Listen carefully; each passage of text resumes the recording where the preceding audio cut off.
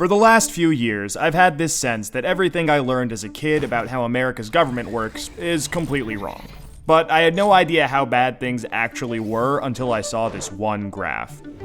Researchers at Princeton University looked at more than 20 years worth of data to answer a pretty simple question. Does the government represent the people? Now, this is what they found. This axis here represents public support for any given idea. On the left, at 0%, are ideas that not a single American wants. On the right, at 100%, are ideas that everyone supports.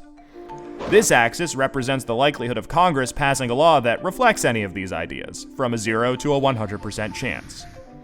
On this graph, an ideal republic would look like this. If 50% of the public supports an idea, there's a 50% chance of it becoming law. If 80% of us support something, there's an 80% chance. You get the idea.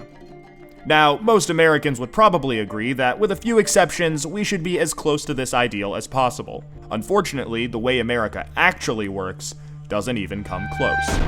Take an idea that nobody supports, literally nobody, and it has about a 30% chance of becoming federal law. Now, take an incredibly popular idea, the most popular idea this country has ever seen, and there's also about a 30% chance of it becoming law. This means that the number of American voters for or against any idea has no impact on the likelihood that Congress will make it law. Put another way, and I'm just going to quote the Princeton study directly here, the preferences of the average American appear to have only a minuscule, near zero, statistically non-significant impact upon public policy. So if you've ever felt like your opinion doesn't matter and that the government doesn't really care what you think, well, you're right. But there's a catch. This flat line only accounts for the bottom 90% of income earners in America. Economic elites, business interests, people who can afford lobbyists, they get their own line. Look at how much closer their line is to the ideal. When they want something, the government is much more likely to do it. And when they don't, they have the power to completely block it from happening, no matter how much the rest of the country supports it. They get what they want, and guess who ends up paying for it?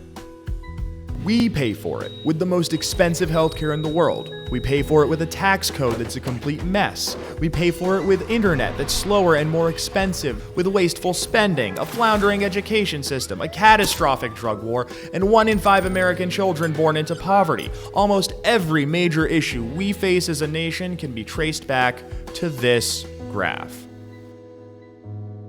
How does this happen? Well, just follow the money.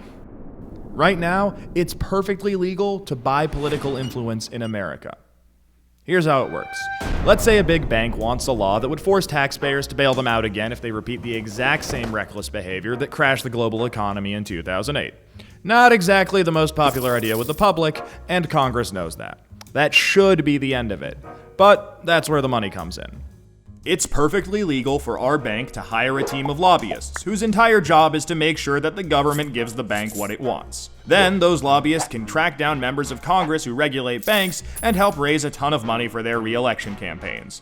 It's perfectly legal for those lobbyists to offer those same politicians million-dollar jobs at their lobbying firm. Then, those lobbyists can literally write the language of this new bailout law themselves and hand it off to the politician they just buttered up with campaign money and lucrative job offers. And it's perfectly legal for those politicians to take the lobbyist-written language and sneak it through Congress at the last second. So now you've got a law that greatly benefits the banks, and the whole process can start over. This is how a bill becomes a law. A special interest hires some lobbyists, those lobbyists collect campaign contributions, offer jobs, and then write the laws that Congress then passes to help those same special interests. This happens every day on every single issue with politicians of both parties. In the last 5 years alone, the 200 most politically active companies in the United States spent $5.8 billion influencing your government.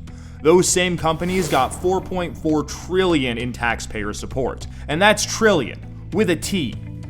And that's just the top 200 companies. Never mind every other special interest, every union, every trade association, and every billionaire. Every single one of them can use their money to buy political influence. You know, there's this idea out there that this only became a problem after the Supreme Court's Citizens United decision in 2010. But the data goes back almost 40 years, and the results are clear. Corruption is legal in America. And as long as it is, anyone who can spend money to buy political influence will. The solution here isn't rocket science. Make corruption illegal. We already know Congress won't do it. I mean, one look at this chart will tell you that.